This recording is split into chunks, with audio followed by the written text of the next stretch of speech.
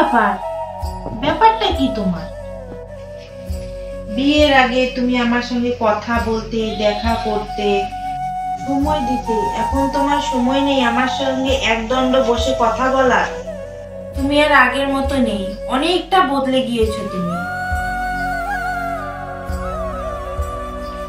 বিয়ের আগে তুমি আমার সাথে দেখা করে তুমি তোমার বাড়িতে চলে যেতে, আর আমি আমার বাড়িতে চলে আসতাম। তোমার যা চাহিদা তোমার বাবা মেটাতো, আর আমার যা চাহিদা সেটা আমার বাবা মেটাতো। কিন্তু আমার সাথে তোমার বিয়ের পর তোমার যা চাহিদা চাওয়া পাওয়া আমাকেই মেটাতে হবে, সেটা দায়িত্ব আমার উপর। আর সেই চাওয়া পাওয়া পূরণ করার জন্য আমাকে বেশি কাজ করতে হয়, বেশি সময়ও দিতে হয়। আর সেটার জন্য তোমার মনে হচ্ছে আমি বদলে গেছি। আসলে আমি বদলাইনি, সময়টা কমে গেছে, আর আমাদের চাওয়া পাওয়াটা বেড়ে গিয়েছে। আর বিয়ের পরেও কঠিন বাস্তবটা সামনে চলে আসে, আর তখন মনে হয় সেই মানুষটা বদলে গেছে, আর ভালোবাসাটাও কমে গেছে।